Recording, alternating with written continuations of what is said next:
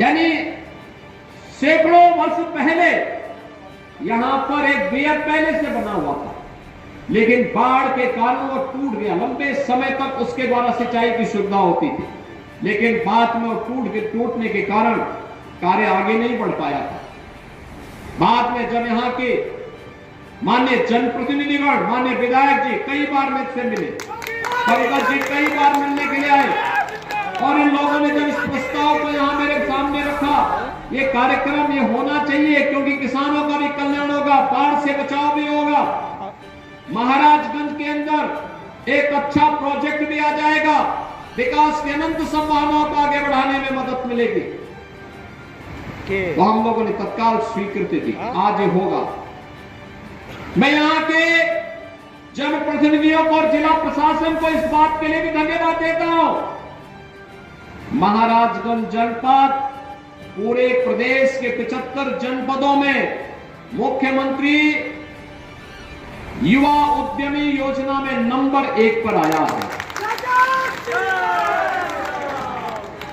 मुख्यमंत्री युवा उद्यमी स्कीम के अंतर्गत उत्तर प्रदेश सरकार ने 24 जनवरी से एक स्कीम लागू की थी।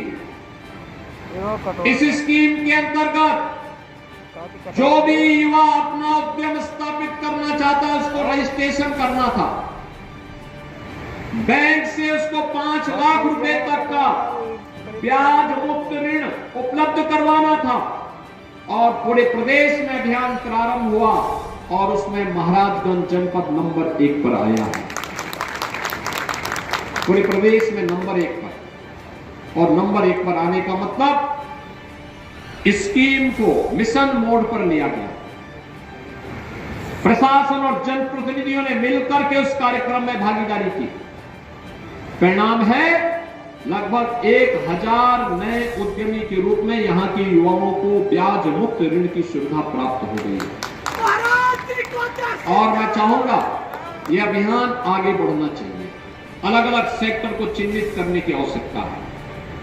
कौन से सेक्टर हो सकते हैं, यहां पे किन क्षेत्रों में संभावनाएं हैं, यहां पर खेती बाड़ी के लिए, यहां पर काला नमक चावल के लिए, यहां पे दलहन और तिलहन के लिए, यहां पे सब्जी उत्पादन के लिए, उनकी प्रोसेसिंग के लिए, यहां पर श्री अन्न के लिए, यहां पे नेचुरल फार्मिंग के लिए, यहां पे हॉर्टिकल्चर के लिए, अन्य तमाम सेक्टर में अनेक संभावनाएं, डेयरी की भी अनंत संभावनाएं महाराजगंज जनपद में, बकरी पालन की संभावनाएं हैं, मत्स्य पालन की संभावनाएं हैं। इन सभी सेक्टर के साथ साथ अन्य जो भी ऐसे सेक्टर हो जिसके माध्यम से महाराजगंज में नए युवा उद्यमियों को प्रोत्साहित करके उद्यम स्थापित करने के लिए आगे प्रोत्साहित किया जा सके, इसके लिए जिला प्रशासन जनप्रतिनिधियों के साथ मिलकर के आगे कार्य करेगा। मुझे पूरा विश्वास है जो टारगेट जनपद महाराजगंज को दिया गया था उतना टारगेट अभी उनको और अचीव कर लेंगे। तो मुझे लगता है कि एक बड़ी संख्या हर विधानसभा क्षेत्र में युवा उद्यमियों की प्राप्त होगी। और सभी जनप्रतिनिधियों से मैं कहूंगा कि वे अपने अपनी विधानसभा में कम से कम प्रयास करें कि जिन्हें लोन मिला है उनके साथ एक बार उनको चाय पर बिठा करके अपने घर में बुला करके चाय पे बुलाइए, उनके साथ संवाद करिए, क्या आप उनको और मदद कर सकते हैं जिससे अपने व्यवसाय को और अच्छा कर सकते हैं। बहनों और भाइयों, हमने अपने युवा ताकत को प्रोत्साहित करना है, आगे बढ़ाना है, जिससे वो अच्छे मार्ग पर चल करके खुशहाली का मार्ग चुने और प्रधानमंत्री मोदी जी के विजन को साकार करने में कि 2027 में भारत $5 ट्रिलियन की इकोनॉमी बने, दुनिया की तीसरी बड़ी अर्थव्यवस्था बने, 2047 में भारत एक विकसित भारत हो।